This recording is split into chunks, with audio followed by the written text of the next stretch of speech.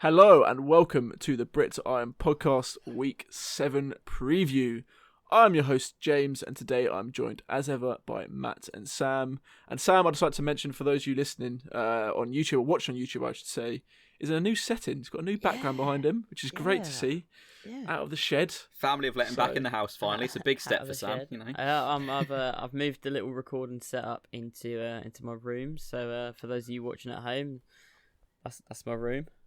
Very nice. With a very big chair, has to be said. Yeah. That is a massive chair. It's a very large chair and a very small man. Chair. Well, I'm just here to make myself comfy. I'm happy that I can finally record this thing comfy, sit back, and we can chat even more about football. Go on for even longer. Exactly. That is the goal. Has always been the goal. Matt's crying in the corner. The thought of me talking for longer. Oh god! I've got to listen to it all back to edit it.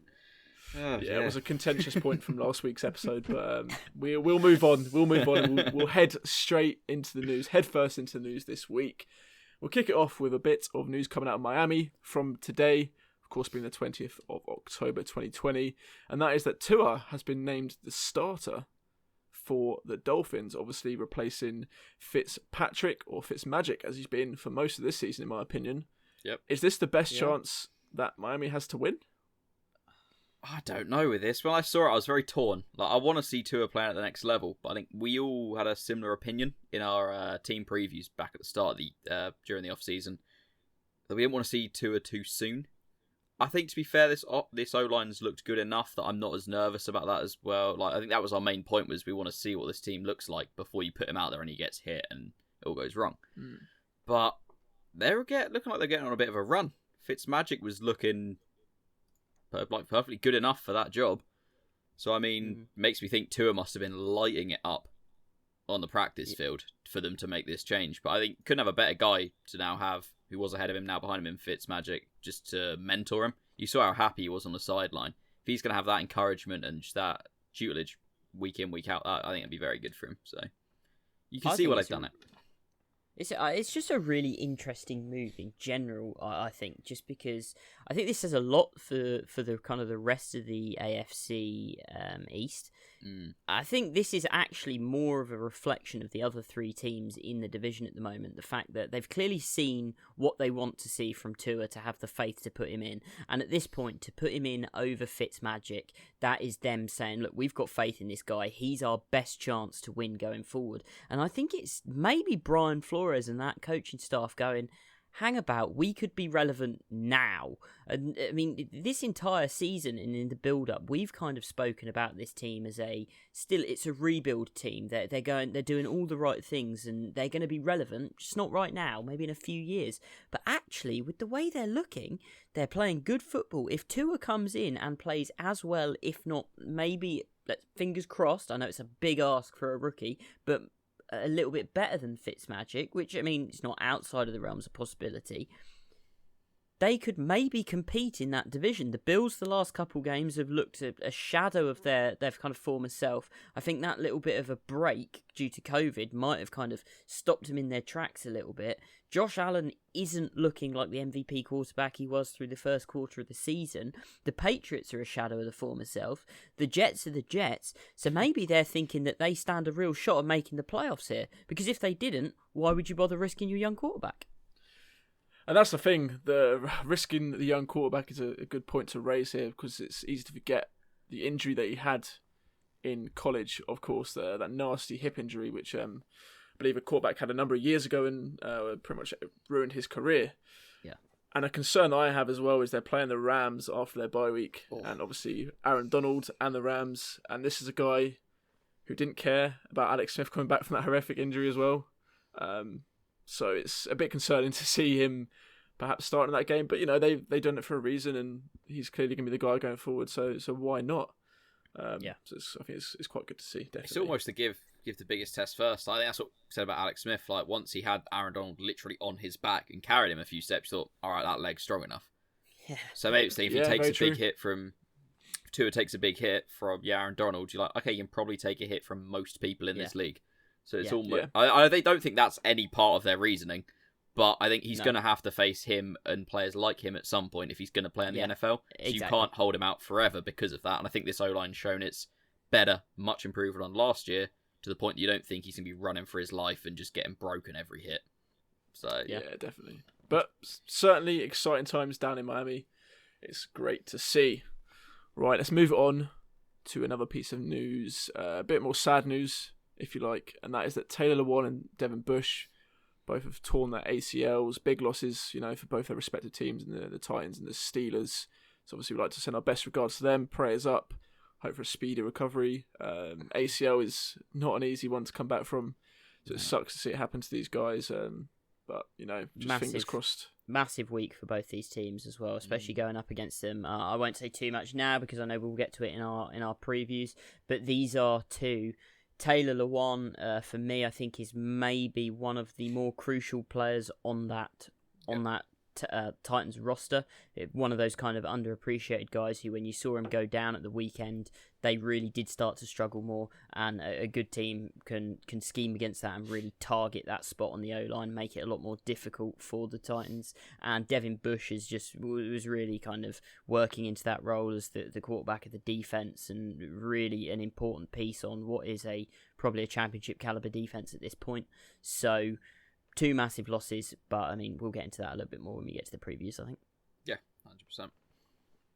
Yeah, not a good weekend for ACLs, definitely, obviously. Not a good season for ACLs. In football in the UK, obviously Virgil van Dijk as well, with his ACL being torn. It's just these big players, it happens to them, and it's horrible to see. It's bad for the sport, isn't it? No one wants to see it. Exactly.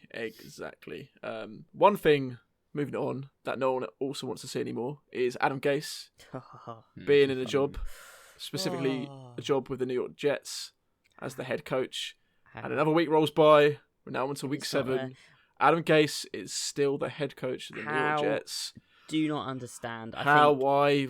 They need to look at Miami. Look what's happened to Miami since they've got rid of Gase. Look what's happened to Ryan Tannehill since he's got out from under the thumb of Adam Gase. Yeah. Enough said. Yeah. Say no more. Say no more. Get out. I think I said it last week, and I think that now, the fact after that loss, he's not gone. I think he is there till the end of the year, potentially. I think they just let him ride it out. It's the easiest tank in the history of football.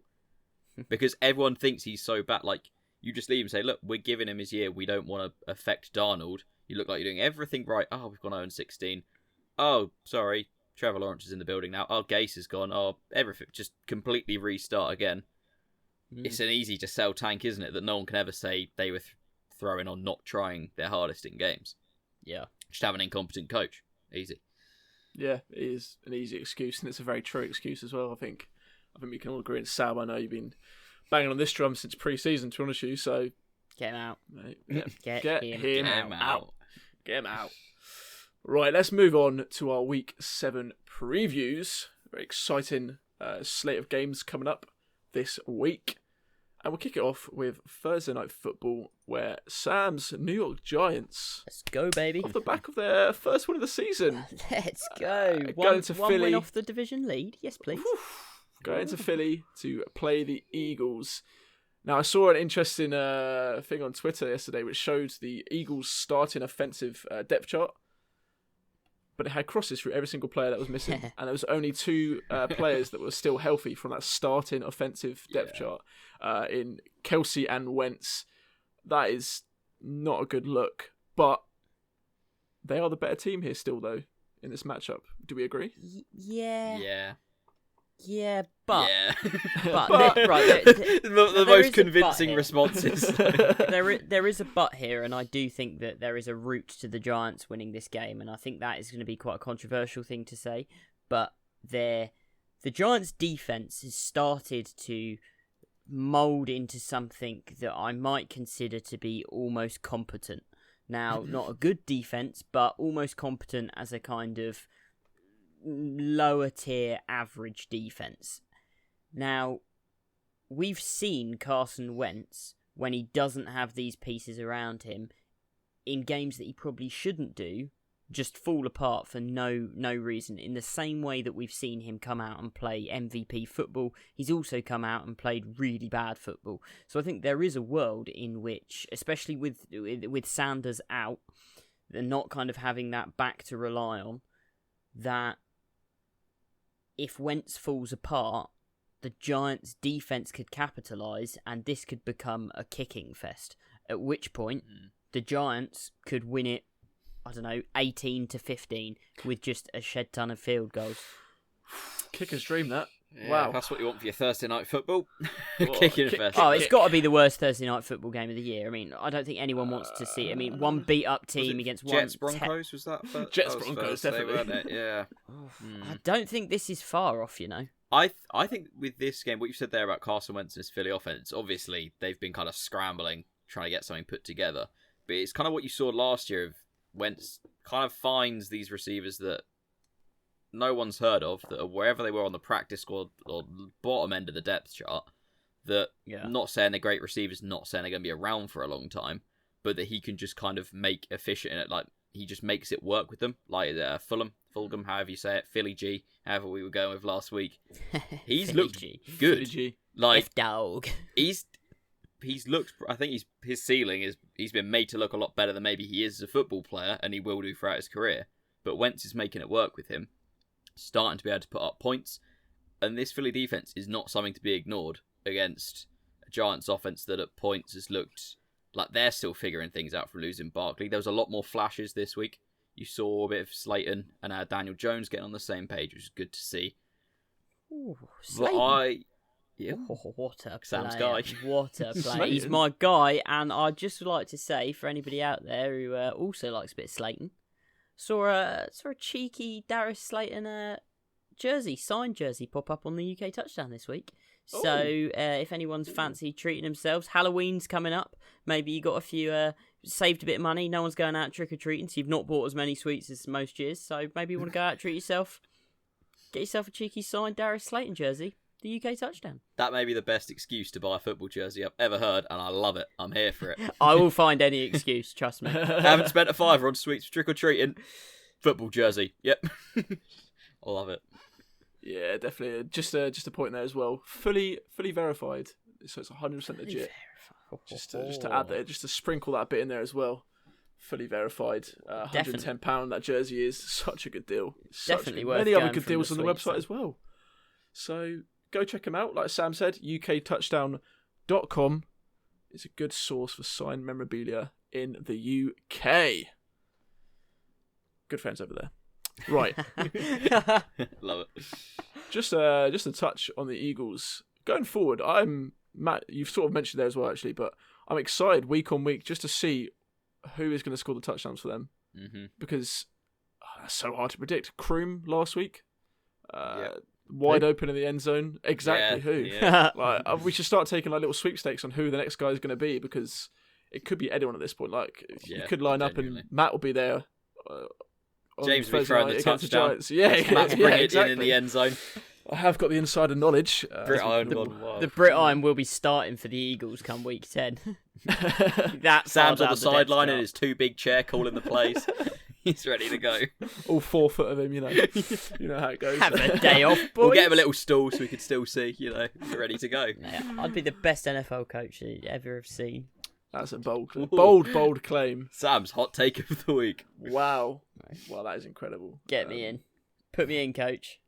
But you know what was incredible? Speaking of incredible things, the Eagles' comeback against the Ravens. I don't know if we've mentioned this yet, but what on earth happened there? They looked like they could get it going. So, I don't know, maybe the Eagles spread -6.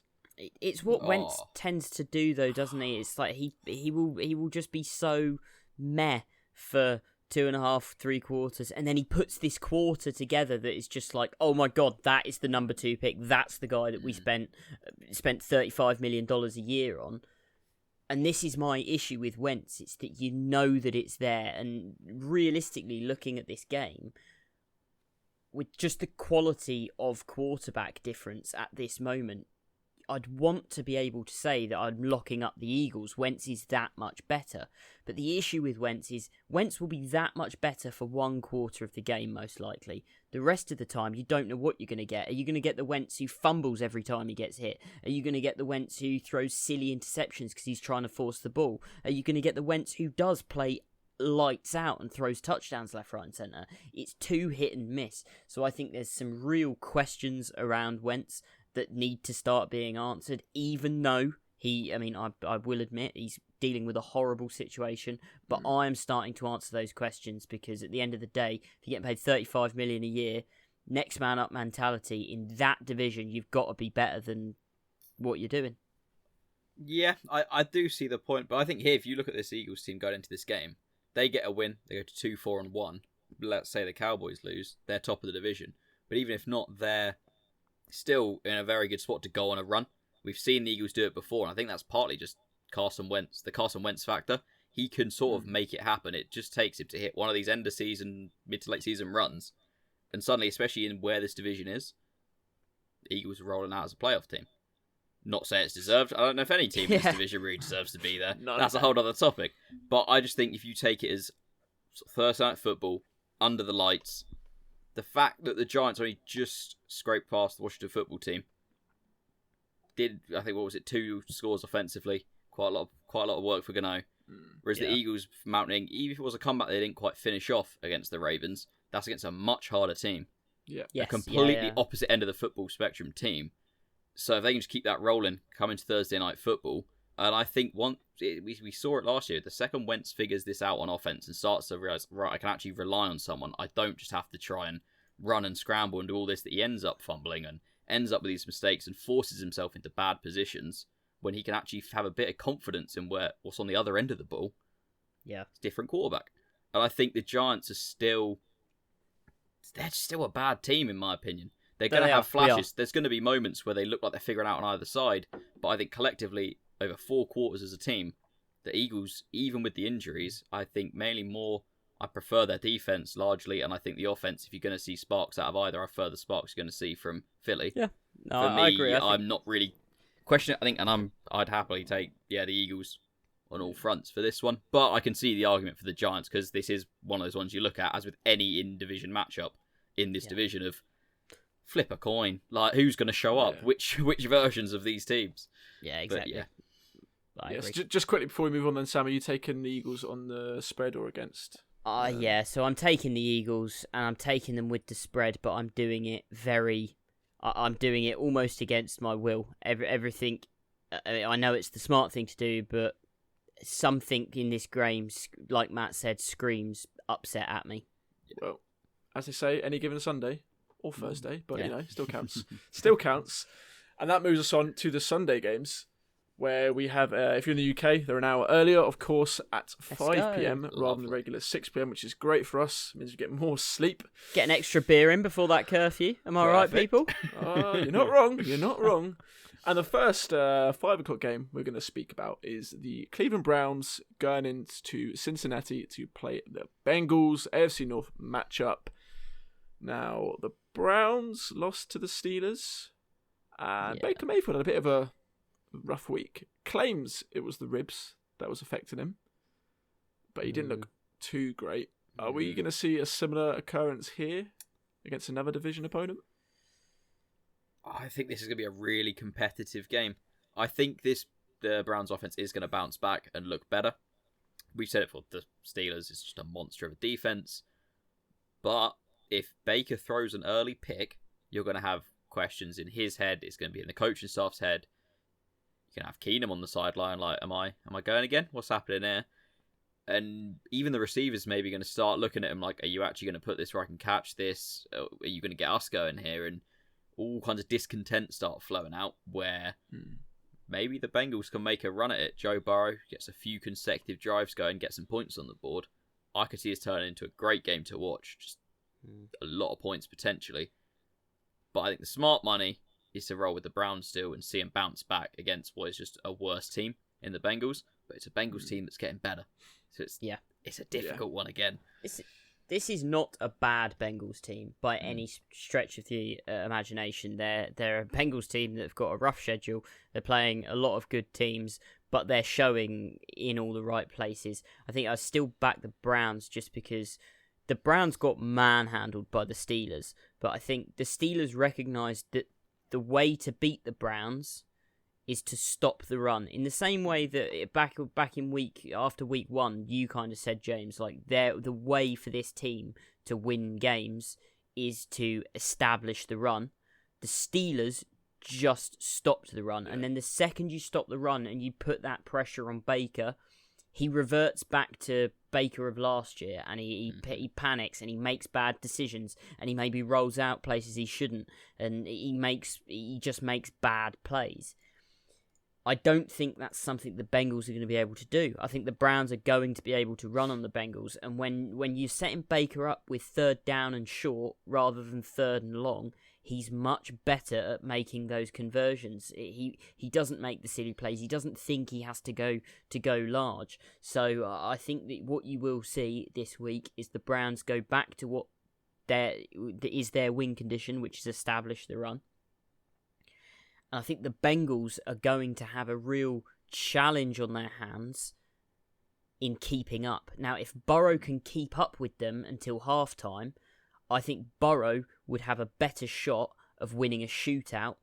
But if the Browns can get up by a couple of scores early, then I think that they're going to be able to quite competently hold on to the ball, run down the clock, and run the game out. And I see that as the way going. So I'm taking the Browns with the spread quite comfortably. Yeah, obviously the spread being -3 as well, and I think I'm doing the same. So my follow-up question to that, as we've all taken the Browns here, is does the loss to the Bengals in this game put them out of AFC North contention or even wildcard contention? Because at that point, if they were to lose this game, there'd be 5 wins out of anyone else in the division. Probably. Which I think great. I think the boat sailed just because of how strong this division is. I think you could put the Bengals in a few other divisions in this league, and they're in the conversation heavily, if it's one certain division, winning it. Yeah. I just think the teams in this division, incredible. They've just got it more together for this year. I think, though, the Ravens have sort of taken a step back, Browns a step forward, the Steelers leaped forward without all the injuries and the defense taking the step. So the Bengals are just a little bit behind. But I think this is a conversation where next season, you may be starting to say, maybe the Steelers are the favourite, and then what happens after that, I don't know. But then the Ravens could step back, and you're like, I don't even know who's the favourite. So I think they're not going to get playoffs this year, personally, unless they go on a miracle unbeaten run. Yeah.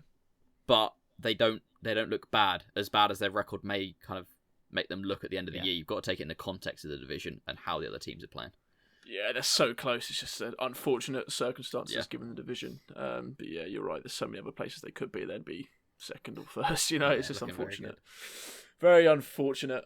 One division, of course, NFC East. So let's move on to an NFC East team. Trash Bowl 2 of the week. The Dallas Cowboys, top of division in the NFC East, going into play Washington. Of course, at the back of that loss to the Giants, where they decided to go for 2 rather than just kick the extra point and tie the game. Interesting decision, but Riviera says he's here to win, so be it. But my thing with this one is we mentioned it a few times now with the Cowboys. They're 2-4. They're still top of the NFC East. Is this going to be a situation similar to the Seahawks in 2012 when they made the playoffs with a losing record, or are the Cowboys going to recover and get a winning record, make playoffs? What do you reckon? I'm worried about the Cowboys personally. I don't know if you guys have seen, if anyone else, there's a lot of things coming out on Instagram and Twitter today about... Oh, yeah. There's problems in that dressing room. There's now players being vocal, just slating this coaching staff. And you think, you've just lost your quarterback to a horrific injury. That's one of the hearts of that dressing room. Now it just seems like it's fallen apart. Players have seen, not convinced with what Dalton just did. Season's done. I'm just going to say this to the wrong person. Then it gets out. It's all over social media. It's not worrying. a good look for Mike McCarthy, is it? I mean, no. You've been in the building less than a year, and you've already got everyone turning against you. And I mean, how long was there people in Dallas that what's his chops? The coach. Name's evading me. Now with the Yeah. Giants ex-head coach, yeah. Yeah. So I mean, how long was he there, being very average, and nobody? I mean, no one really gave him that much bother. Like, yeah, he's a bit nothing personality-wise, but I mean, for Mike McCarthy to be less than a year and already have the entire locker room calling him out on social media, that worries me. Especially when you've already got the worst defense in the league and an offense that, without their quarterback, can't seem to put up points.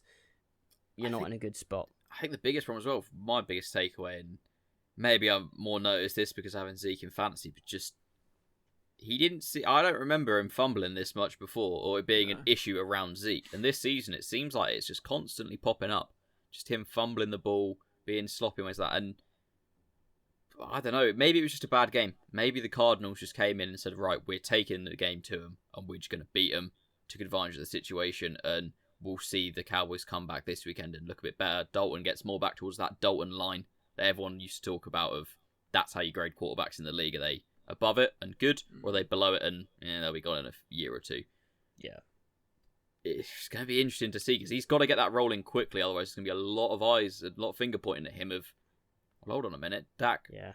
I think he's still the passing yards leader coming out of week 6, even though he didn't play. Yeah, I think he was. I mean, he was on pace to throw for about 9 billion yards, wasn't he? Obviously, he was on for a career literally. year. Yeah. But it's still worrying that you can't get anything going, and they could not even like they focused on the run, so his stats were less. They just couldn't get anything going.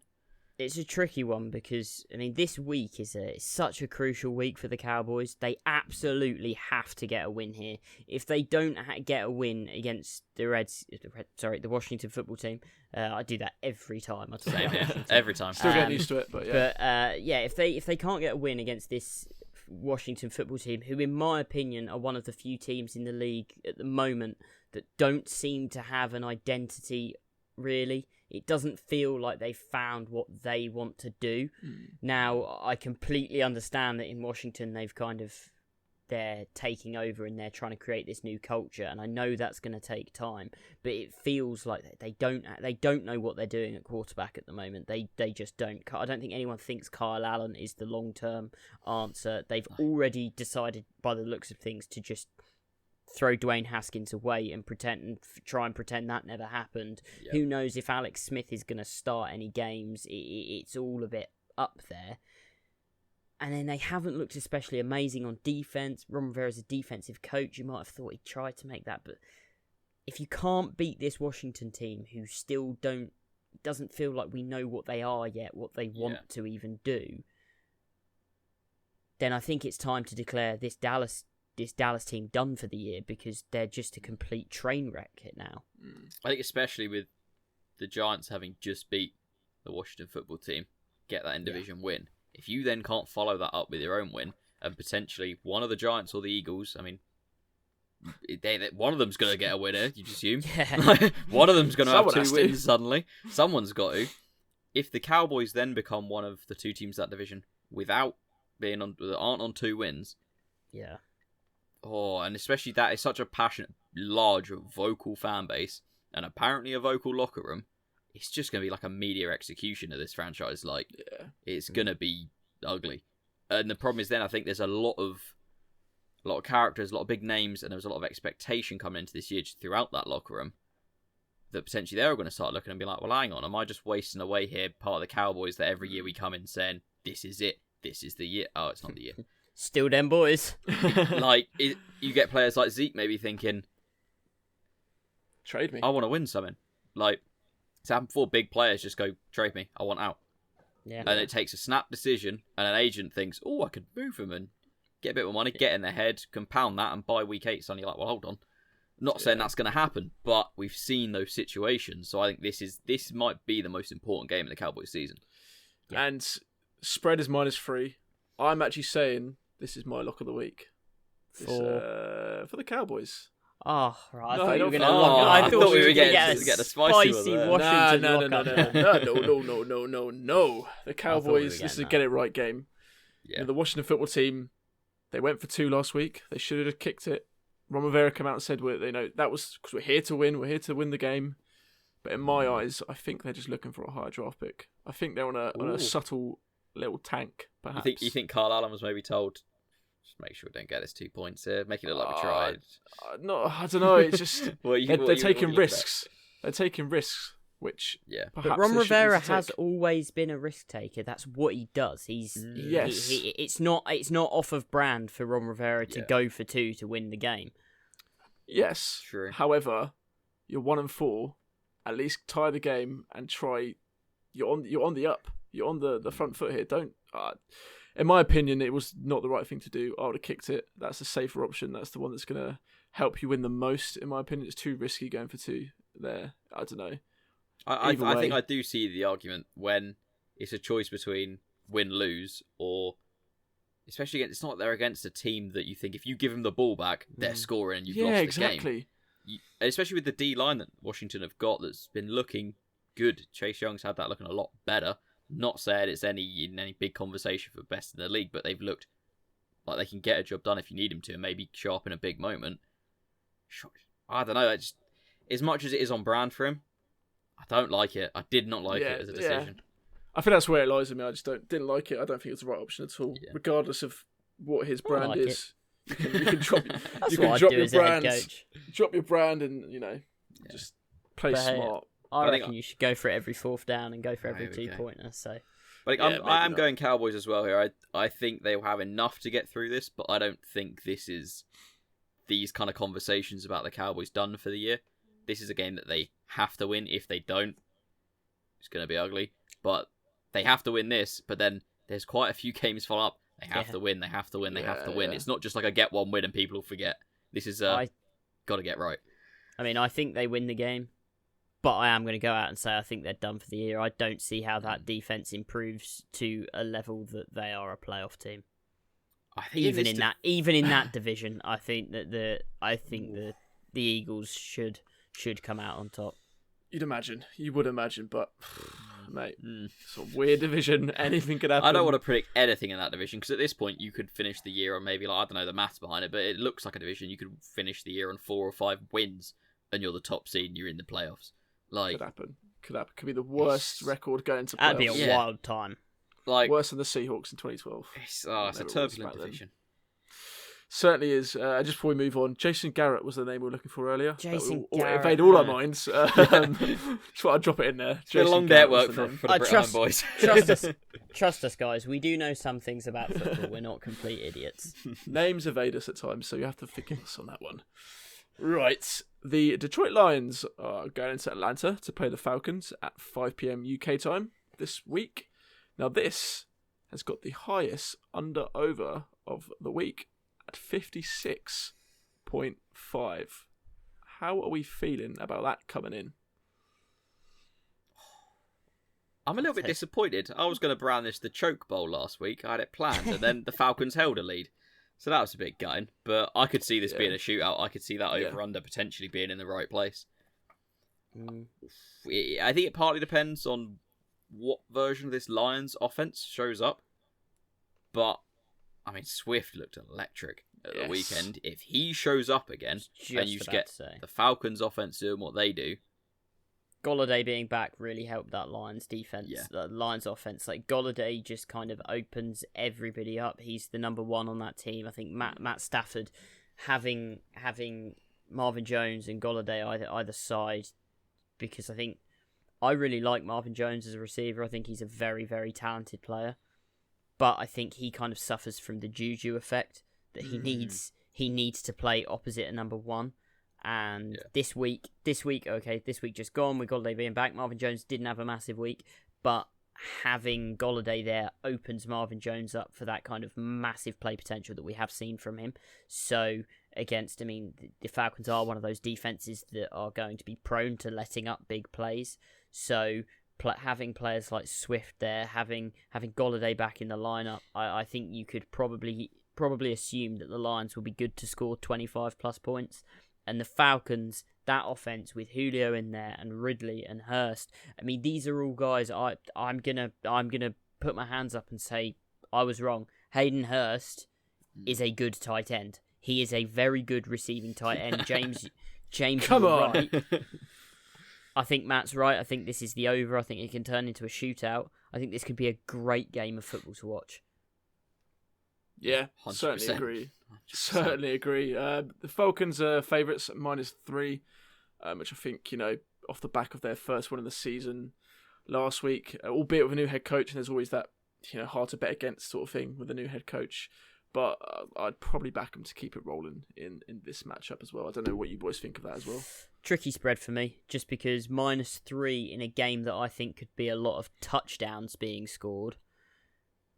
I think whoever wins this probably wins by a touchdown, because there's a very reasonable shot that they just go touchdown, because it's two bad defenses at this point going against two kind of offenses that are on the rise, potentially in a shootout. So I'm going to take the Falcons spread, but it's probably 51-49 percentage-wise which one I think it could be. I think it will come down to a score, and I think that score will be a touchdown.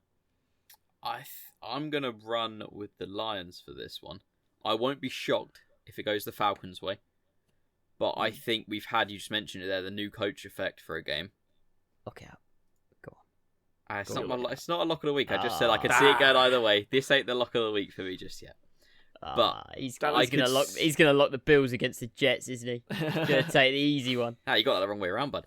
But I could see the Lions just kind of getting the win here. It just seems like one of those games that the Lions just tend to do, where they just kind of have enough to get through it, get the win. Stafford kind of rises to the occasion a bit, and they find a way to keep up with this Falcons offense.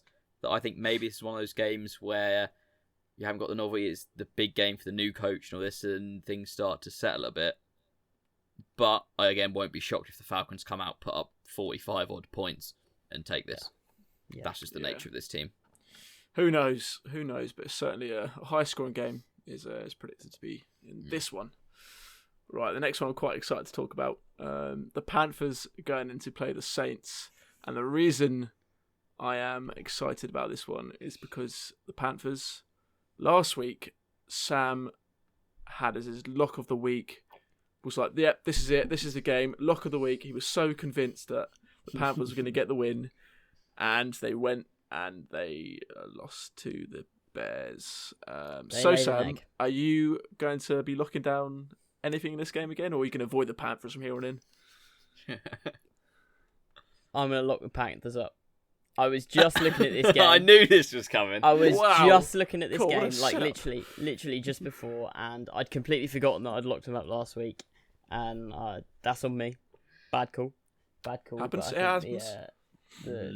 I think a lot of people would have backed the Panthers in that game after what we've seen from the Bears. Maybe they're somewhat masquerading as a 5-1 team. I don't think they're actually that good, but they're 5-1. They've won 5 games. You can't take that away from them. I think the Panthers are much better than how they played against the Bears. I think the Saints have got a number of real issues that might, if the Panthers can take the right game plan into, they can go in, they can win, eliminate the silly fumbles and things like that, and this is a winnable game. So I'm going to double down on the Panthers, and I say they get the dub here. Come on, we like that. This is such a difficult one for me to look at and call. I think the Saints coming off of a bye, notoriously well-coached team, that could be quite a scary thought if I'm a Panthers fan. But the Panthers, they're better than we expected them to be, so I wouldn't be at all shocked again if they come out and find a way to get this. But I think, again, the biggest difference maker for this game is what's going on with Michael Thomas. It's looking like there hasn't been anything out saying they're going to sort of continue the suspension or anything like that, so it looks like he should be out there.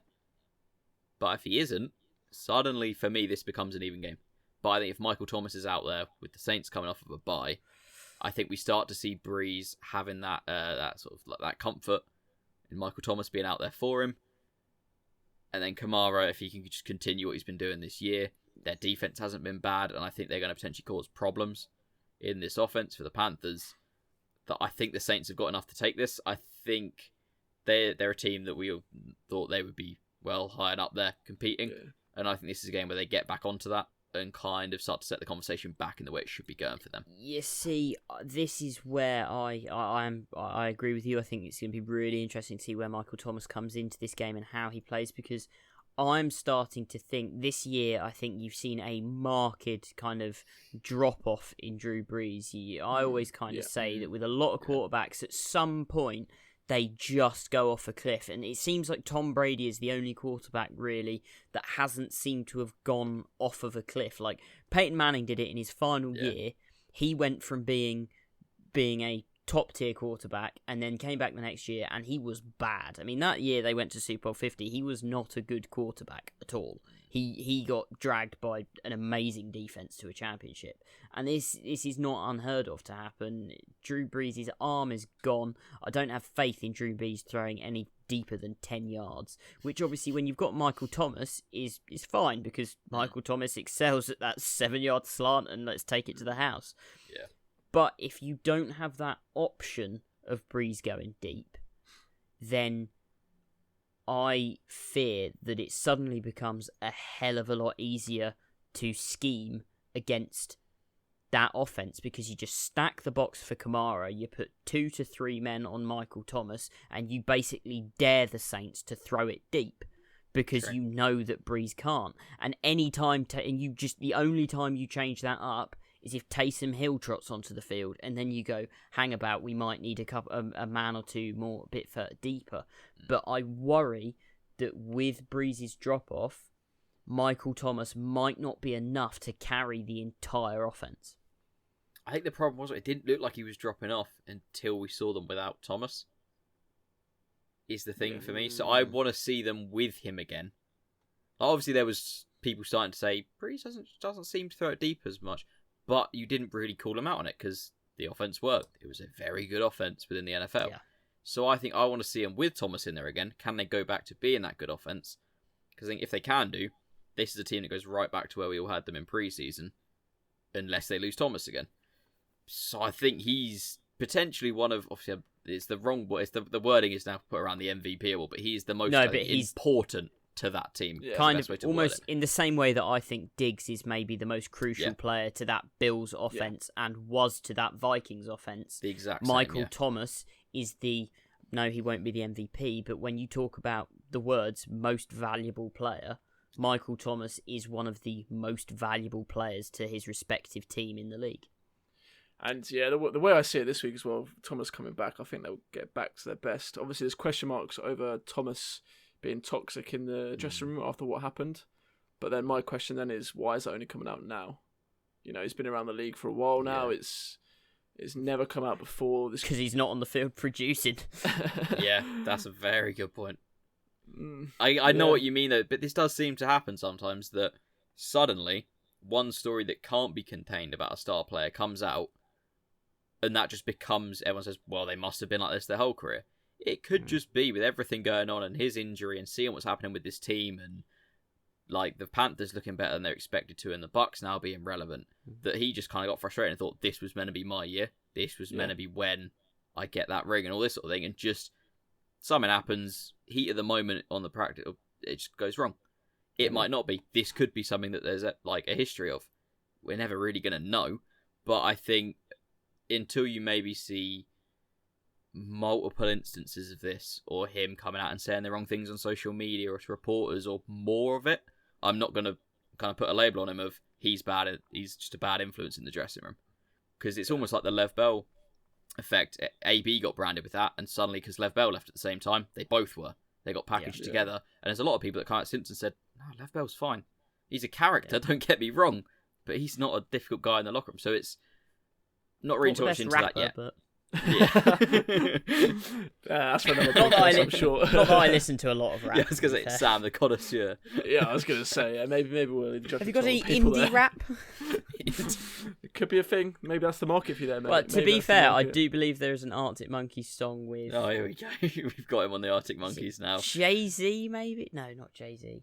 Well, I mean... Someone. It will come to me. It's a rapper. Linkin Park, famously. Yeah, very true. Numb Encore. An old favourite of James's. That is one of my favourite songs of all time, if we're talking music. But yeah, just back to the football. Bring it back. I'm taking the Saints on the spread here, going against you there, Sam. Yeah. I just think they'll get back off the bye, fresh, ready to go. We'll see what they can do. But I'll be winning the 100% spread with you on bet that, James. every day, mate. yeah, just like last week, mate. Just like last week. Right, let's move on to an absolute blockbuster of a fixture where the Buffalo Bills go in to play the New York Jets. 0-6, soon to be 0-7. I think we can all agree. Soon to be 0-16, I think you mean. 0-16, -11 on the spread. I'll take that if it was -24. I don't care. I'm taking the Bills. Wow. It's pretty much a gimme at this point. I think the Jets money line. I think the odds you get on that would just be like 1 to 100 for the Jets to win. They're not good. They're just terrible football team. Get but out. this is a good game for the Bills to come back to obviously 2-game losing streak. The talk around then being, the team that's going to be up there and Josh Allen as the MVP and stuff like that. This is the chance for maybe them to get their season back on track. And what a game to do it in, away to the Jets. Oh, it's a get-right game. Big get-right game. Blow some cobwebs off, get going again. Don't need to say anything about the Jets because everybody listening to this, if you're this deep into listening to the podcast, then you probably know a thing or two about football, and you know that the New York Jets are a dumpster fire right now. So Bills take this with the spread. Might hit the over just on the Bills themselves. But potentially. Under over being 40.5, just for reference as well. Josh Allen has a game. If he comes back and wants to put his name back in that MVP conversation, I think they've got to hit that themselves. But you sometimes get this with these kind of games where it's such a get-right game and a lock-up and a free win that there's that little bit in your head going, oh, it's a trap game. But the Jets are somehow, even then you look at the Jets and go, it's not even a trap game. They are just that bad. And that's, I think, when you look at a game and think there is almost it's just no chance that happens. It's just bad for the league. Like, it's actually kind of getting to the point where it's almost like it feels like a wasted fixture for me. I think it seems like genuinely it's unnecessary risk for some of these players. Like, why put them out there? We know what's going to happen. I think I said this 2 or 3 weeks ago, but the New York Jets right now are not an NFL team.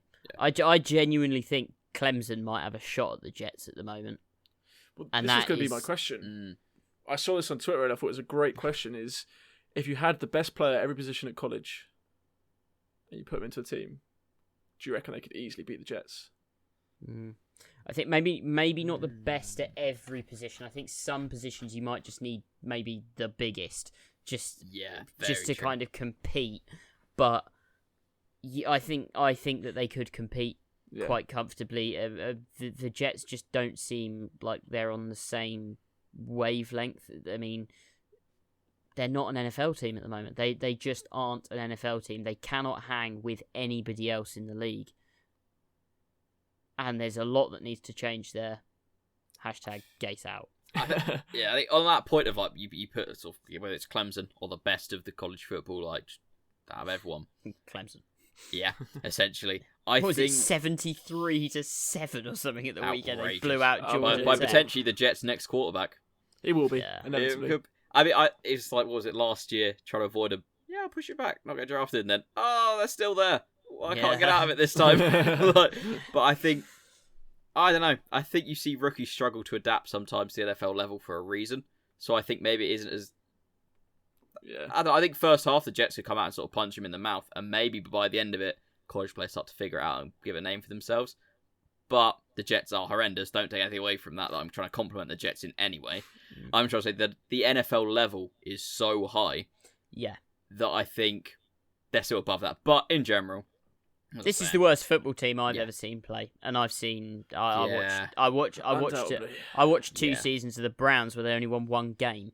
I've gone back and I've sin all of the highlights of the 0-16. I mean, I've watched Dan Orlovsky run out the back of the end zone we're under no pressure for a safety, and I still reckon that Lions team could have quite comfortably handled the Jets. So. Yeah. I think it's safe to say we're all locking the Bills. We're all taking bad. any bets we can on the Bills. Everything on the Bills. Yes. I feel like going forward we need to put a disclaimer before the Jets bit, just to any Jets fans just move on, because we're not going to be very kind to your team here. I think they agree. I doubt you can find a Jets fan that wouldn't say the same thing. Surely. Yeah. If you're a Jets fan that can disagree with us, reach out to us. Please get in touch. Then I Twitter, feel for Instagram. you. I feel for you. Yeah. If you somehow have convinced yourself to disagree with any of this, Calling all I Jets feel fans. for you. I'd love to get a Jets fan on the show just to have a 5-minute chat about what they think of the team. Just think an we'd have to censor insight a lot of into it. the I think misery. there'd be of- some anger. The insight into the misery of a Jets fan, and that's coming from a Giants fan. Yeah, it's not looking good for New York as a place as a whole. It's not a good look.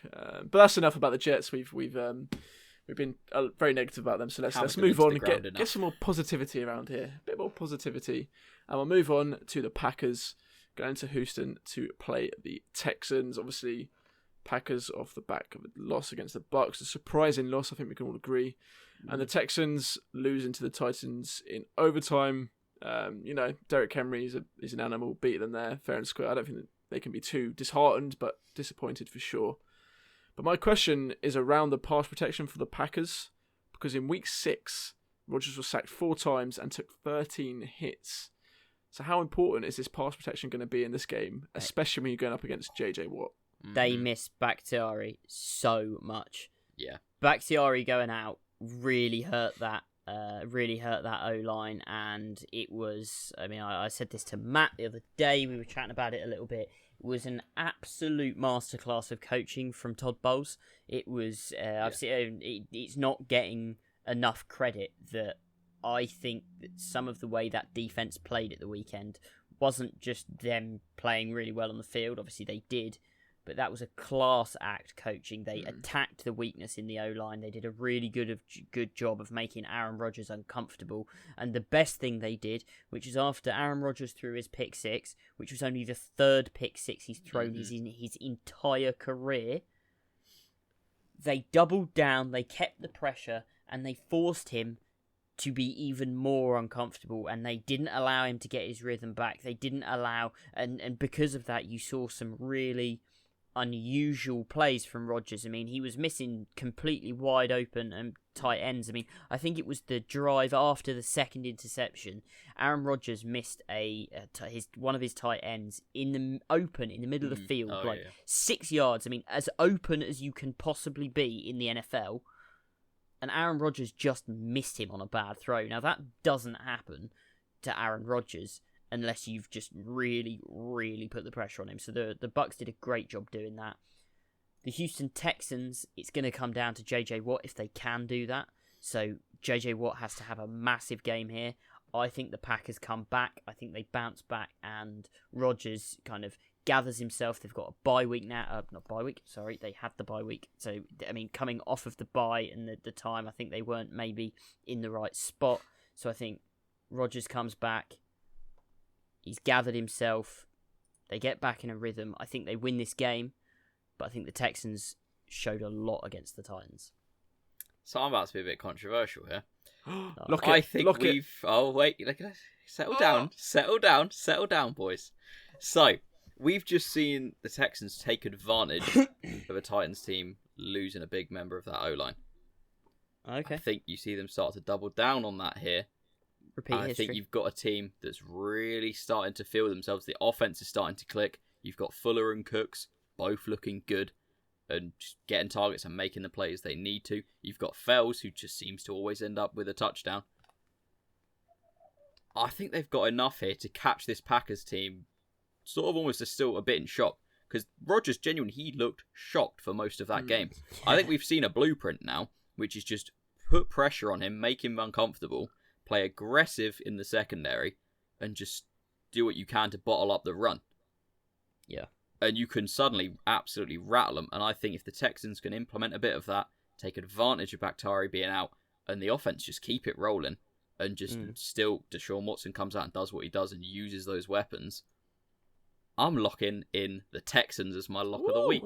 I think they take advantage. It's bold, but that's what I think the lock's for. It's got to be for those bold ones. You're telling me, man. You're telling me. I'm taking the Texans here as a bit of a... Don't forget about us in this league. I can see that happening. Yeah. Yeah, you certainly can. It makes sense why the spread is as low as it is at 3.5. It stacks up. Me personally, I think I'd still be taking the Packers on this one, although you can tell by my tone of Seems voice. very hesitant on Yeah. this. Slightly reluctant because of what you said there. And JJ Watt is a hell of a player, and that pass protection of the Packers, if it breaks down again, then you can see a repeat. But I feel like this is a game where they come out, the Packers come out, and they get it right. They set the slate clean. They go 5-1, and they prove why they're one of the best teams this season so far. So that reason, I'm taking the Packers on the spread. But yeah, I can see where you're coming from there, man. I think I will not be a tall shot diver viable. to see that result and the Packers come out and look great again. Yeah. But it's that little feeling, there's that little bit in the back of my head that I'm rolling with for this one. Yeah, you can certainly see it happening, which is scary and back in this one. Right, last 5 p.m. game of the week is... I think it's just game of the week, mate. It is the game of the week, yeah. Game of the week. I have waited so long for this. I'm And so it is excited for this the game. Pittsburgh Steelers going into Tennessee to play the Titans. Now, what a matchup this is. Both 5-0 in the AFC. The Steelers very good against the run. The Titans very good on the run with Derrick Henry. But I think the thing here is around the Devin Bush injury, perhaps. How much of a loss can that be for the Steelers coming to this game? Come on, mate. It's difficult because injuries on both sides. Two sides are going to be playing against each other all afternoon. Yeah, true, yeah. That I don't think quite balance each other out. I think the Titans have more of a loss when you put those two injuries next to each other. It's a big loss for both, but it's bigger for the Titans. Agreed. But Derrick Henry is just... he's a monster. I think if any defense can stop him, it's between the Steelers and the Bucks. But you've got to be a brave man to bet against Derrick Henry finding a way to get it done. When a man is that big, that strong, that powerful, and that quick, it's tough. But it's going to be an incredible game of football, and this almost feels like an AFC Championship game come early for the way these two teams are playing. I know that Sam is going to be just hammering down and going all out on the Steelers. That's been him before the season on them. I was the same on the Titans. Yeah. But it's going to be a close and a very good game. It's going to be a very well-coached game. This is going to feel like there's more on the line than just your normal Week 7 game. I am going to be putting my money with the Titans, though. I'm going to get that in early. I've got to. I'm high on them. If I didn't, what's going on? It's going to be good. What I just love about this game is for those that are new to the channel, kind of picking up the podcast now. This is if you go back and you watch our pre-season previews of the teams, we ended up kind of having the Titans and the Steelers ranked kind of both on the verge of playoffs on that area, and that's basically because one of us chose their team to be a great team and the other one was down on said team. So I thought the Steelers were going to be a great team, 13 plus wins. Matt thought they were an 8-8 team at best. Matt thought the Titans were going to be a great team, and I thought that they were maybe a 9-7 team at best. And I was in the middle. James like, please stop fighting. and now that it's got to week 7, and both teams are coming in undefeated. Both teams have just stuck to their win conditions and just been buzzsaws at what they do. This for me feels like it's me versus Matt this week. And I am hammering on the Steelers. I think TJ Watt and Cameron Hayward handle business with the run game. Now, that's not me saying that I think they're going to stop Derrick Henry, because I don't think they are going to stop Derrick Henry. But I think they will be able to keep them in front of them just long enough to keep the score, to keep the Titans on the field and to not let them score. And the big breakaway plays, which is where Derrick Henry tends to kind of make a lot of his meat, if you will. A lot of where the bulk of what he does is he's a long runner and he gets 25 carries, and a lot of those carries are less than 3 yards, but pounding, brutal runs, and he tires the defense out, and then he breaks away for 90 yards. Now, I think that these guys in this D-line can just hang with him. that I think they can hang with him, keep him in front of them. I still think that he will go for 90 plus yards. I think that will happen. But like you said, Matt, I think this will be a very well coached game. I think Mike Tomlin's an incredible coach. And I think the Steelers' offense is just going to be more explosive and got more options than the Titans' offense. So I think they will win this. I think they win it by a touchdown. But I do think it's a close game. So I'm taking the Steelers. I think you need to go. I think James has to give the impartial here. Because I think we're obviously going to be backing our teams. We're going to say, I'll be betting on them. I'll be doing this, that, and the other. And I think... But I think the majority will lean with the Steelers here. I think they are on paper the better team. I think my big point against the Steelers in the offseason was I don't think they can stay healthy. I don't think Big Ben's going to be what he used to be. I don't think Connor's going to be able to do it again. And they have. And fair play to them, they have looked good. And they've stayed healthy enough. Claypool's emerged. Yeah. I think the main point that we argued on with the Titans was, can they mix it up when they have to? And this is the game where you have to... I think Tannehill's shown he can be very good and very efficient till the end of that game against the Texans, where obviously injury on the O-line, he didn't look as good. He's got to come back and he's got to play how he did that first half against the Texans and show that he can throw the ball about and he can take the weight off Derrick Henry. If he does that, that opens the game up for them. If he can't get going and he's throwing picks, then it is the Steelers. The Steelers will just take this. This game as well has got some potential massive implications for seedings in January. Yeah. So really interesting. Is. Such a head and heart game for me. I don't know where to put my money. I don't know what to say. There's so many pluses for both sides, and I'm torn between who to back here. I think I'd more favour the Steelers, but only ever so slightly. Because I think Derrick Henry is such an animal, and Tannehill's shown he can do it, and he's capable, which proved a lot of people wrong. So I think on the day I'll probably back the Steelers, but it'll be one I probably will come and go on for up until game day. The interesting thing about this game, of course, is the under-over at 52.5.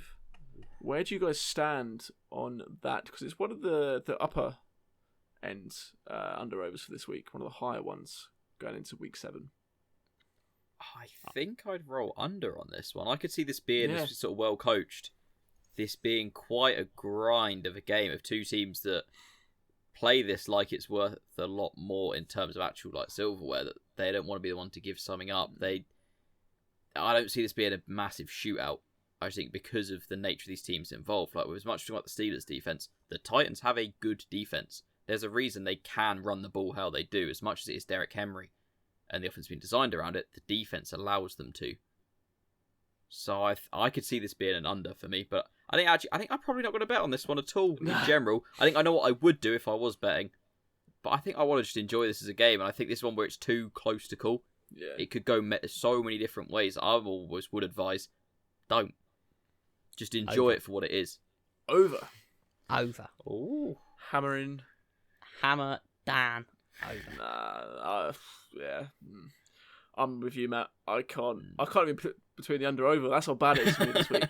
I want to say under, but I think it could also be over. I don't know what to do. Could also be exactly 52 and a half. Who knows? That would be magical, scoring half points in the NFL. So if that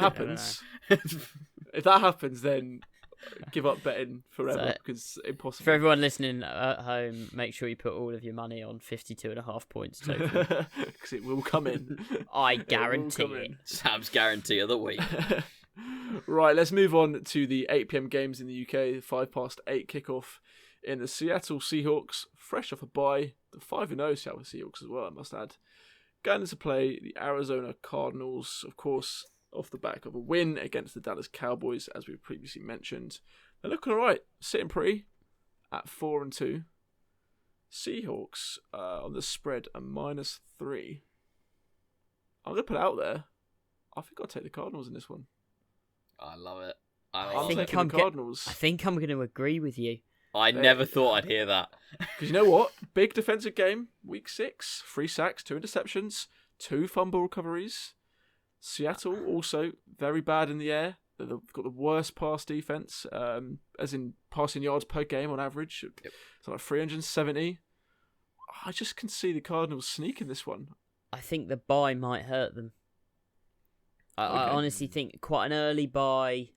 It's not unusual to see teams that have the earlier buys kind of, it stunts that growing, and you've seen the Seahawks. Packers. Yeah, exactly. Yeah. The Seahawks are very much they're a good team. They're a very good team, but they're a team that needs to grow. I think that needs to grow into their offense. Their defense has been leaky. It's been dodgy, and when you put that kind of stopgap in, you get that week off. It can be quite easy to kind of lose where you're at, and it set you back a little bit. Now, if you're 12 weeks into the season and you kind of already know what you're at this point, or you know what your season is, where you're going, then it's a bit different with the bye week. The kind of the recovery aspect, it matters a lot more than if you've got a week 5 bye, week 6 bye. But I think I agree with you, James. I think the Cardinals, there's something about this week that makes me want to say the Cardinals. I think the Cardinals looked better, and they seem to be starting to get things back to where people were expecting them to be. Kyler Murray started to look what we were expecting coming into the year again, that sort of step forward. But I think maybe there was a little bit too much to be read into that win over the Cowboys. I think as much as it's the defense stepping up, it's against an offense that was trying to figure itself out after losing what may appear to be the key piece of it now in Dak, and against a defense that we know that Cowboys defense is nothing really. It's dreadful. I expect the Seahawks coming off the bye to be better defensively, not by a massive amount, but just look a bit more together, have things a bit more figured out. But the offense maybe to have been brought back a little bit. Like the numbers that Russ was playing out were outrageous. They're incredible. I think he maybe doesn't come out at quite the same level. Still good, still Russell Wilson, still doing what he does, but not quite to that same ridiculous level. But I think there's enough that the Seahawks keep it rolling and get a win here against the Cardinals. But I think the Cardinals give a great account of themselves. Yeah. Where we'll sit here and say they are going to be a contender. And it could be this year, but they're just not quite. They're still just young. Yeah. Need a few more pieces on defense. So I think I will roll with the Steelers. But I do like the Cardinals for this week. And I do have that similar feeling. But I think the Seahawks will just have enough to kind of see off the threat and get out of there like, oh. I think the way I see this is, do you remember a couple of weeks ago when the Seahawks played the Dolphins, and there was a scare there where the Dolphins brought it back and the Seahawks had to go and score another time to put the game away? Yeah.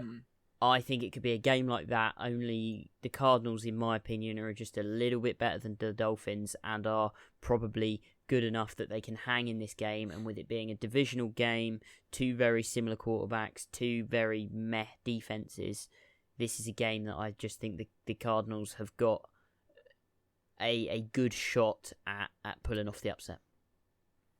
See it happening. If I didn't use my lock earlier in the episode for the Cowboys, I would have probably used it here. I can see it. Pump the brakes a bit there, James. I can see it happen. No. Honestly, I can see it happening. Maybe a bit of a bold lock, but sometimes they got to be. The money's there. It's there for the taking. I mean, what you mean bold? Like Texans against the Packers? It's got to be the bold lock. I wish you'd saved it. That'd have been. Yeah, I should have saved it. I really should have saved it, but neck and neck. Really might be thankful come the end of the day Sunday that you didn't save it. To be fair, probably will be. But yeah, Cardinals. I do expect and sort of hoping away to see them come in, spice this division up a little bit. Be good to see. Right. 8:25 sees the Jaguars go in to play the Chargers, of course, off the back of a bye. And now the Jaguars are on a downward spiral, I think we can all agree. They're slowly been looking worse and worse. I mean, Gardner Minshew had a season low pass completion in week 6. 56.8% pass completion isn't good. And he's thrown at least one interception in 4 of his last 5 games, so that's not good either.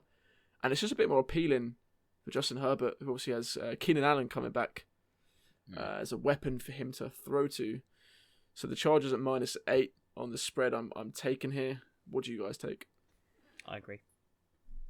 Yeah, I definitely Chargers for me. Yeah, this is one of those games that I feel like there's not that much to say, just because I think you summed it up so well, James, when you're like, the Jags are on a downward spiral. Minshew's not looking great. It was already a team that didn't have much there, and any hopes and dreams that they did have for the season basically rested on Minshew doing something that is very rarely done, and just pull a wonder season out of his behind, which I don't think anyone expected. So yeah, and the Chargers have got a really talented roster, and from what we've seen, have got the quarterback of the future. They've done it. They've got their next guy. He looks great. Yeah. I think this is his coming out party, I'd say. Yeah, I think it's two teams going very different ways. The Chargers, they're just the better team. And now that it looks like that is an offense that can be explosive and exciting from the quarterback position, that's a very, very dangerous thing for me. That I think they're almost a false 1-4. They're a 1-4 team that you could, if you just went off the records against in other fixtures this year, you could think 1-4. Just don't really think about them. They could be higher. I think they've been in pretty much all the games, especially since Herbert came back in. It's been close. They've been competing. Justin Herbert was one bad play out of an entire game away from beating Tom Brady. Yeah, they had that was a worrying game to watch. How many rookies would have done what Herbert did that day? Yeah, 100%. Not many. That's the thing, and even against the Chiefs as well. Yeah, came out and looked good there. He doesn't seem scared at the moment. It's the biggest thing. He rises to it almost. Yeah, and we talk 1-4. The first, I mean, it could easily be the other way around, couldn't it? They're coin flipping, and they're just getting unlucky. At my point, the Jags for me as well. To touch on that, and Minshew, it's almost like the kind of the Minshew mania thing. That's rolling back a bit. James Robinson looked like, is this a legit NFL back? Is that they found an absolute gem? That's coming back a bit. He's been getting bottled up. I think they've just kind of been figured out, and teams are learning now how to kind of deal with these guys who maybe are starting to see some of the reasons that they just were later round or undrafted picks. That there's a reason behind that maybe people have seen on tape that now NFL like defensive coordinators are starting to be like, well, hang on, do this, and this. This is what we need to do. Yeah. I think we're still going to see flashes. We're going to see games and moments where you say about James Robinson, okay, maybe this guy can play at this level consistently. You're going to see things of Minshew of it's there. He's got something. But I think when you tie it into the rest of this roster, it's not enough. I think I am a bit concerned for both of them of what happens at the end of this season if they are picking very early and they've got some great players in front of them. Who knows where they end up? But I think in this week, it's as much as you look at it and say 1-5 against 1-4 could go either way. Two bad teams. It's not.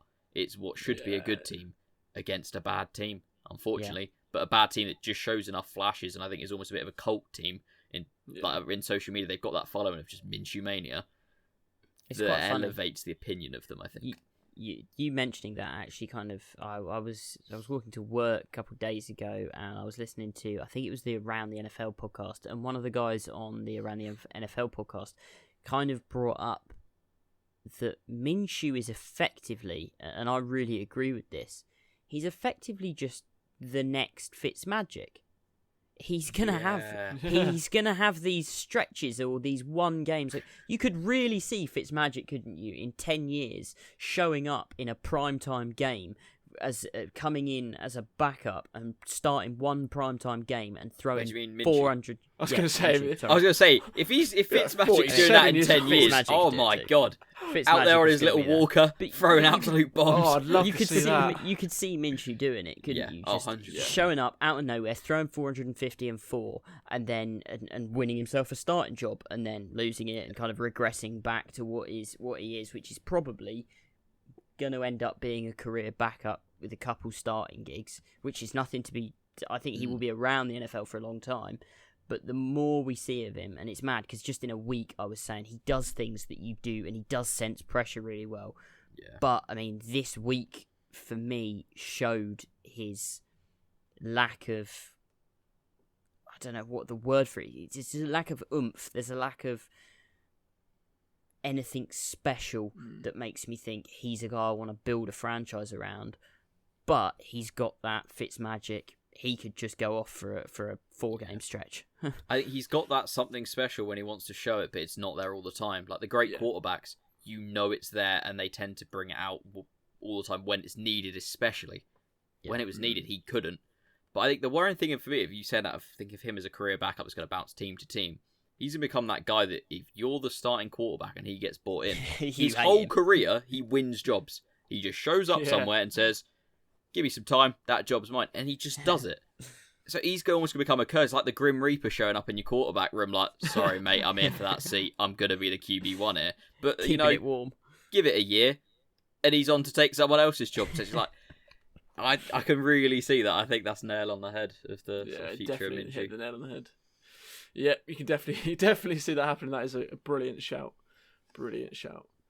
Right, another 8:25 matchup sees the 49ers go into New England to play the Patriots. Now, week 6 was not the comeback that Cam Newton wanted, but it was the comeback that Jimmy G wanted. I think we can all agree, a lot better. But does that mean that Cam playing back to his best is going to be or going to help towards the winning formula for the Patriots here to get the win? I think it's got to. I think Cam has to be at his best for them to be in any game this season. Yeah. I think if the 49ers had beaten a lot of other teams in this league, you'd say they just had what it took. But the fact it was the Rams who had looked like they were potentially going to be there at the business end, I still think they will be a name that you've got to consider and actually talk about when you're talking about playoffs this year and who knows, getting a little run. I'm not saying all the way, but making it difficult for some other teams. The fact they got the win there, that's big for me. And I think that's enough that they're going to start to feel like we can deal with these injuries. We're getting some of the players back. We're starting to pick up the pieces on the ones, especially the D-line that we're not getting back. And it's two teams that, if you're on the 49ers, you're catching each other at the right time. If you're on the Patriots, it's the wrong time. And I think I'm going to run with the 49ers, but with the caveat that I think it's if Cam comes out and it's just MVP, primetime Cam, which we're going to say every week potentially, if that happens, the Patriots have a good shot at this game. But I don't think it's going to be to that level, and I think the 49ers have enough to just get out of there with the win and start to rebuild and get themselves back where we thought they would be. Yeah, I think this has got all the makings of a very bad game. And just a very bad, boring game of football. Two teams that are going to be very well coached, that have got potentially struggles on offense, but two decent. The Niners' defense hasn't been great, but I think that the Patriots' defense is still showing semblance of the Patriots' defense. They've still got some pieces. Two well coached teams. I think it could be similar to the Broncos game. Really, a lot of kicking, maybe not many touchdowns.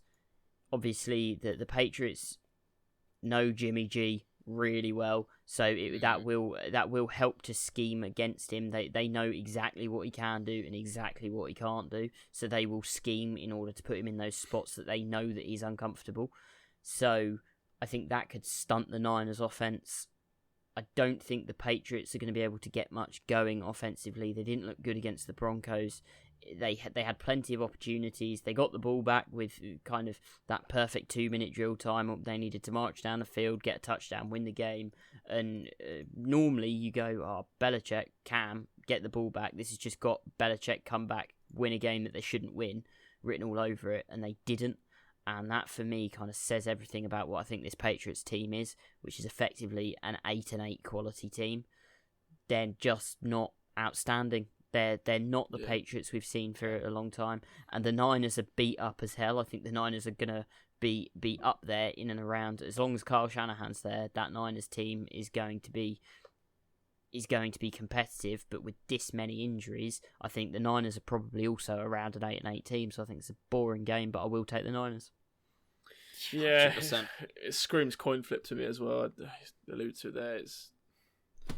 Who knows what's going to happen in this game? I think 49ers. I think I'm taking, but if Cam shows up, then it could be the Patriots. But who knows if he will or not? It's one of those you just can't tell off the bat. So 49ers for me, but it's that thing about Cam. You could say every week, and maybe another 3-4 weeks on the season, you're going to be right.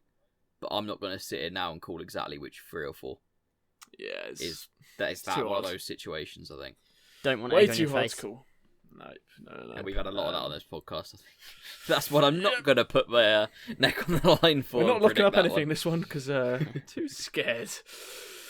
Okay, there's one more game that kicks off at 8:25, and that is the Chiefs going in to play the Broncos. Of course, Broncos beat the Patriots, as we just mentioned, but they didn't score a single touchdown. It was all field goals for Denver. So, although Drew Lock was back, didn't technically get it done himself. He relied on a lot of field goals there, but they got the win. Yeah, I mean, a couple of plays, but no touchdowns. Yeah, but I mean, I think the Broncos at this point, we know they're not the team we thought that they had the potential to be. They're not as explosive as we thought they could be. The offensive line has had issues. It's flat out just not been as good as you would like. Who knows what's going on with that running back room at the moment? Obviously, Melvin Gordon, is he going to start? Is he going to play? Who knows?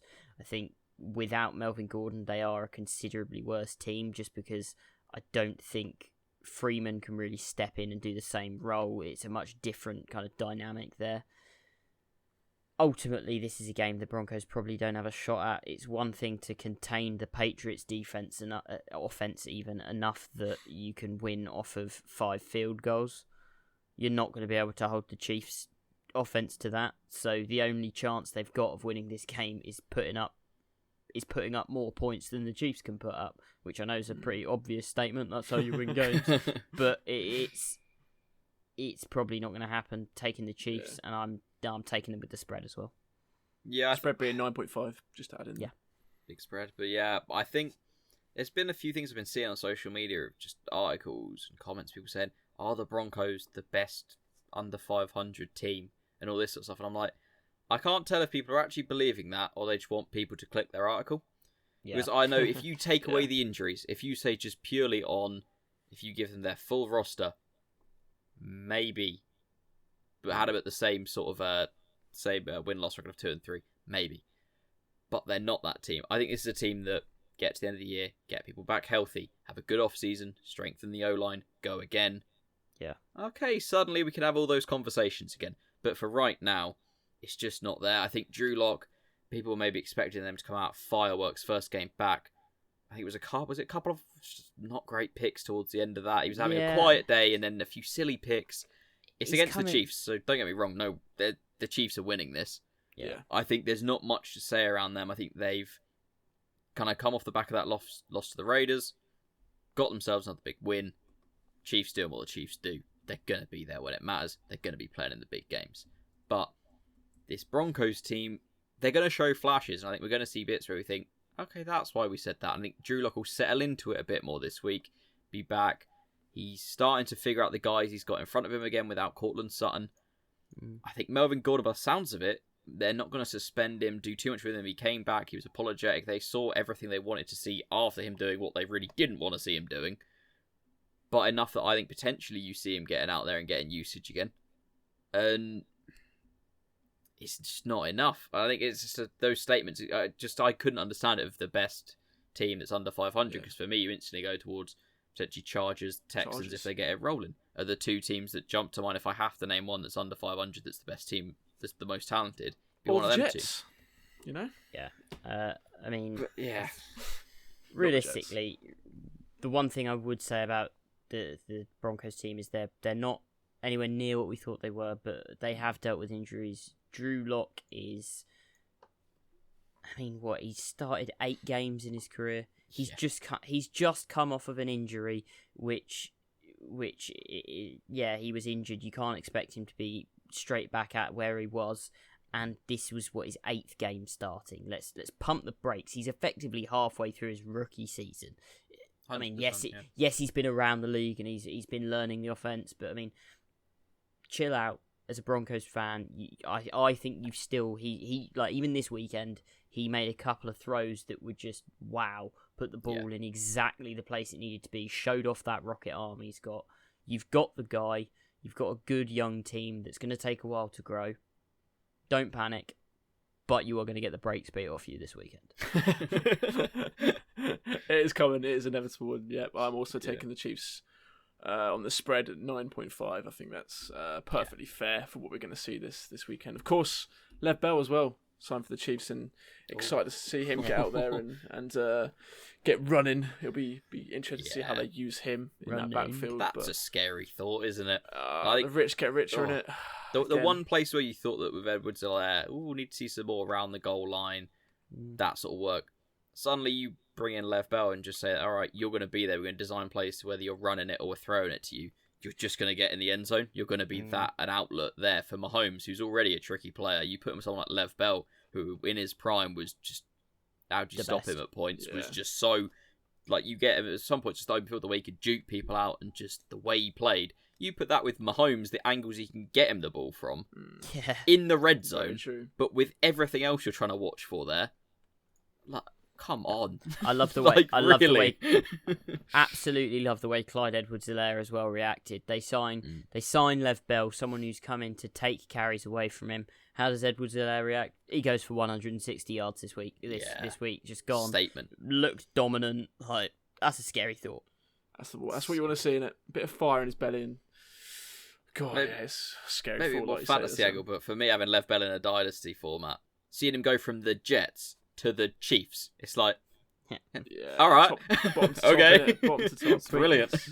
What a move for him! What a move! You love to see it. Well played, Lev Bell's agent. Well played, yeah, definitely. He played the long game and he's got him there. He's finally done it. Right, so the late game for Sunday night is actually 20 past midnight in the UK. As the Tampa Bay Buccaneers going in to play the Raiders. In week 6, see the Buccaneers got a nice little win against the Packers. Levante David, I thought looked very good, Matt. He's a guy you touted finally here we go as being a stand-up player this season. But what I noticed was that there was a lot less penalties from Tampa in week 6. Is that going to be key against this Raiders team? Just minimise penalties and that's your win condition? Outside just the key for this whole season and this whole Brady Bucks era is penalties. The Bucks have been horrendous for it historically. I think what we've seen in the Bears game and then in the Packers game is the floor and the ceiling of this team, but it's self-inflicted. I think it is purely if people can keep their heads, and I think the people we've got there, like between Brady, Arians, Todd Bowles, people like that, it's probably some of the people you'd want to stop that happening. And it was a statement against the Packers. When we were, after that first quarter, we hadn't even really seen the ball. We'd had one series 3 and out, and we're 10-0 down. I was like, oh, I really don't want to have to talk about this on Tuesday. This is going to be interesting. And then just the defense stepped up. Brady did everything he had to. Rojo again, 100 yards. I think that's 3 games in a row now. Massive performances out of him.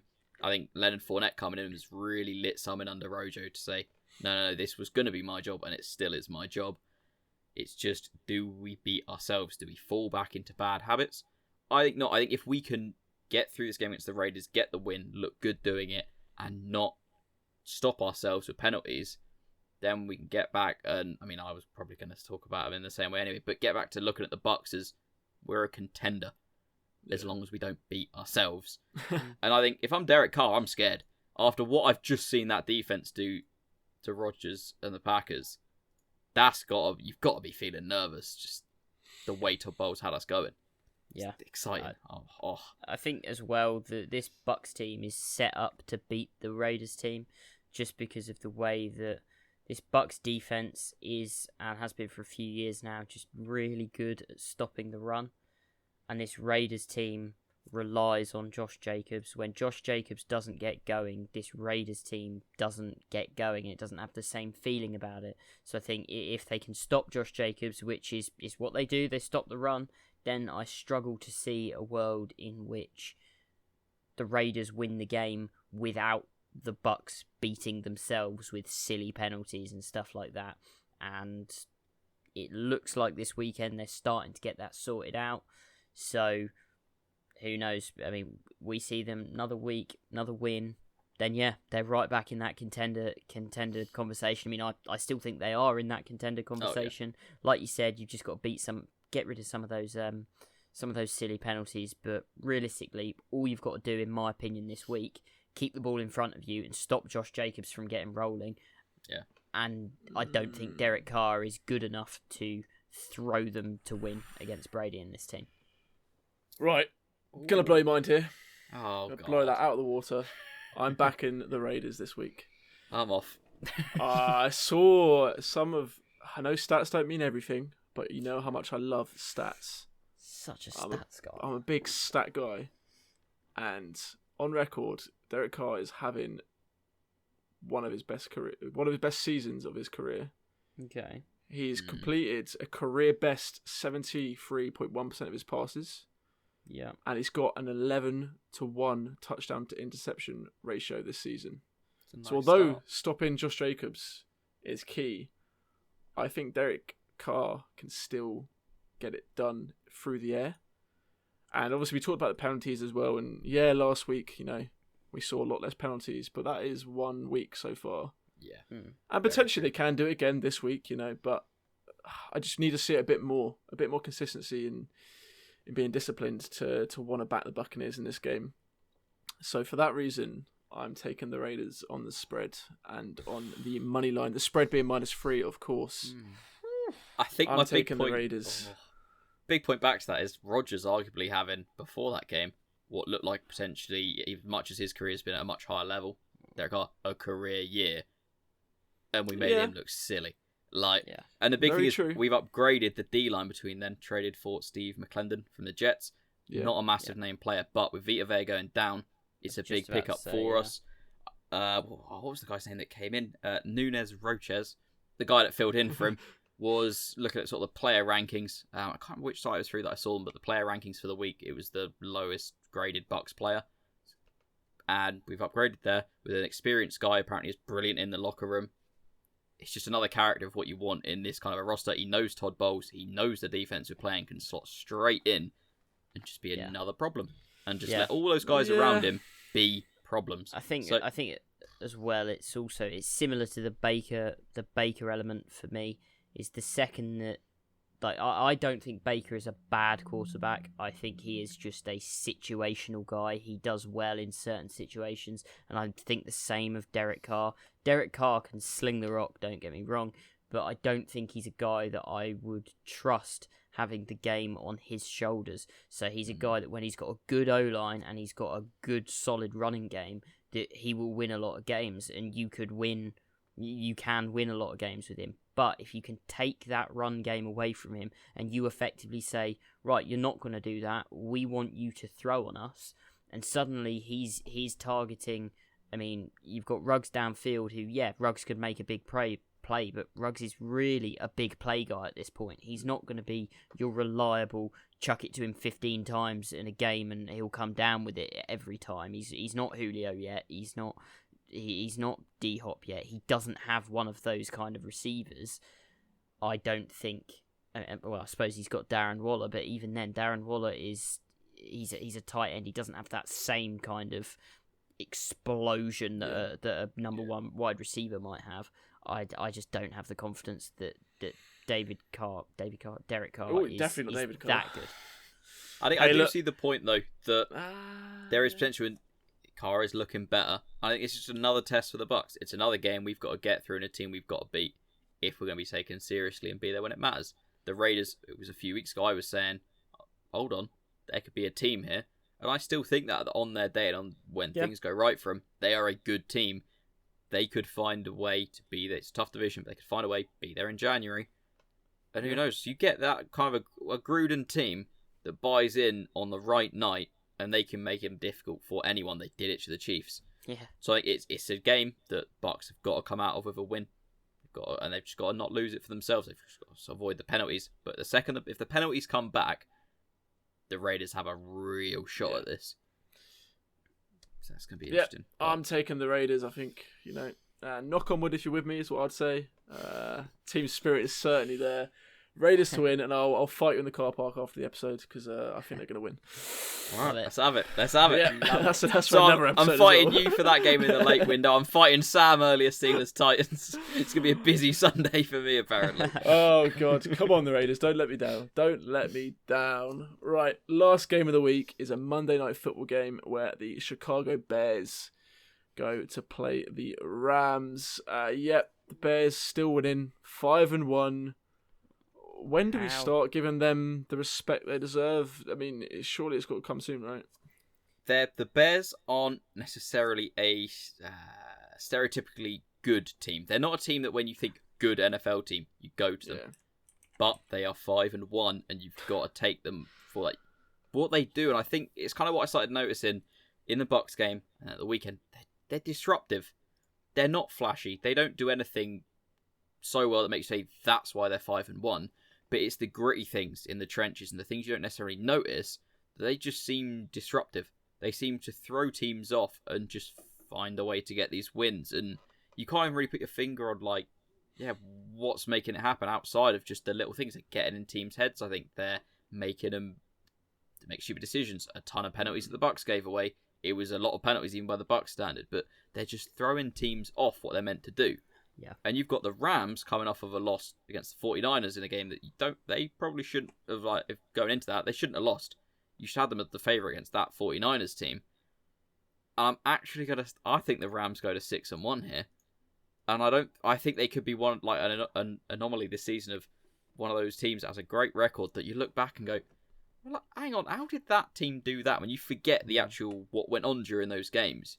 And it's a team that you can't put your finger on why it was statistically. And when you look back, you just always look at it and go, how was that Bears team that good? But they weren't good. They just found a way to win. Kind of like for quite a while in the Premiership, Stoke, there was this weird ether around Stoke. Like, Stoke would just... You going and playing at Stoke City, it didn't matter. Barca could have gone into Stoke City and they would have been made to play like just aggressive Stoke football, and they probably would have got beat because you go in and it's going to be muddy and you're going to get lumps kicked out of you, and you've just got to play at that level. And there is that kind of element about the Bears. The one thing I really love about this Bears team at the moment, and I do think that they're one of these teams that are maybe masquerading a bit. They're a 5-1 team who aren't that good, but their defense is slowly getting better, and they've got so much talent on it that if they just keep getting better, then by the time they get to January, that is going to be one of the best defenses in the league. I think they do have one of the best young coaches in Matt Nagy. I think he's a great coach. The thing I love is after their last game, I believe, Nick Foles came out in his press conference, and he came out and he basically said, before anyone even asked any questions, he came out and he went, I know. We are not a 5-1 team. We are not that good. We know that. We're the first people to say we know that. Now, I love that because this is a team that's not going, we're 5-1. Like we've won. They're coming out in the conference. They're saying we probably don't deserve to be here. We know we've made these mistakes and we know we're getting better. And the thing that I would say is I do think we can see this team getting better. So I think that the difference between week 1 and week 6 is noticeable. Now, if they can just keep getting better, then maybe by the time they get to January, because I mean at 5-1, they probably only need to win 5 of their games now to make the playoffs to have a real shot at getting a wildcard spot. 5 more wins, very achievable. We're starting to get to the point that we can probably shoehorn them in to be there in January. Maybe they get there, and by that point, they deserve to be there because they have worked and they've evolved as a team and they've got there. So, not putting it past them. Really like the atmosphere and the things that are coming out of that camp. They know they're not doing great, but they're coming together as a team and they're a unit, which all the best teams are always units. That being said, I still like the Rams just because I think the Rams have got more pieces offensively. Coming off of a loss, the Rams, they've been a bit disappointing at times. McVay putting some effort in, thinking about the game plan. I want to see the Rams come out, taking the Rams on the spread. I think they get it done. Yeah, I'm with on that one. I'm taking the Rams, and just to touch on the Bears very, very slightly. Their schedule coming up is not very forgiving. So they got the Rams this week, then they got the Saints, then they got the Titans, then they got the Vikings, then a bye, and then the Packers. At which point, after that Packers game, the wheels could have fallen off, and they could be, what would it be like 5-6, 5-5, whatever the maths is on that. So I think the upside here in that schedule is having the Vikings right before your bye. Even if you have a tough run here, lose a few games on the trot, get right against the Vikings, go into your bye, prep for the Packers, look at what the Bucs did, say, right, let's have Rodgers seeing ghosts. But I do see the point. It's a string of tough games where you might only from that pick out the Vikings as that should be a win. Outside of that, that's tough. But it's tough, yeah. And the they're going to wheels do anything could this year. fall off. They've got to play those kind of teams, and they've got to find a way to win. We all had the Bucks going into that Bucks-Bears game, and they made us look silly. Yeah. They could do it to other teams. That's what I mean. It's this something that you can't put your finger on. They just bring teams to their level and say, we ain't playing nice football here. We're going to scrap you into this. Exactly. And I think as well, guys to touch on, Montgomery starting to look like he's filling that role more without Cohen there. Still not what It's I not think pretty. people... Still not the level people have Montgomery, what their expectation was and what you picture when you think a back that's leading his team. But he's getting it done. It sums up this whole team. He's getting it done. Peter Crouch was never a pretty footballer, but he scored goals, and he scored goals in a Stoke jersey, and David Montgomery's starting to score some touchdowns in a Bears jersey. Cool. You'd love to see Peter Crouch line up for the Bears at, I guess, tight end. Put him in the red zone. Yeah, be a giant there. Absolute weapon. You'd love to see a lanky guy that is Peter Crouch. He'd get crunched. What a man. Yeah, maybe we don't want to see that. That is not good for him. But of course, that is all the games previewed for this week. Teams we haven't mentioned: Vikings, Dolphins, Colts, and Ravens, all on buys this week. So of course, they'll be playing in 2 weeks' time. But yeah, At least the Vikings can't lose this week. Very true. Yeah. Sorry for any Vikings fans listening. Such an unnecessary shot as Jake just wrapping it up as well. I was ready to move on, and you just That's what happened. I took him there. But yeah. That's throwing me off a bit there, Sam. That's a disgusting comment to make for the Vikings. Sorry for them. Good lord. They've just got it twice there when you name the schedules. These are all good teams, and I'm just there like, Vikings, 3 wins. Sam's there like, well, at least you don't lose this week. Well, there goes any listeners in Minnesota, but we move. Yeah, Vikings fans thought they were safe this week, but no. Yeah. No. We can still attack you. But yeah, that's all we've got time for today. So as ever, be sure to go like, comment, and subscribe. Definitely subscribe. Really helps us out. We'd love to see that those subscriber numbers go up. That'd be brilliant for our channel, for our podcast, of course. Get the notification bell ticked as well. Yes, hit that bell. Let known straight away when we post, so you don't miss out. Yeah, you don't want to miss out. On this fun. Right. We're also on Instagram and Twitter. We're at the Brit Iron, so go check us out on there. Go get involved with the conversation. Little communities are starting up on those platforms, which is great to see. So go check it out. Get all the news and information about all the exciting stuff that the Brit Iron boys are up to. Exactly that. But for now, thank you for listening, and we'll see you next time. See ya.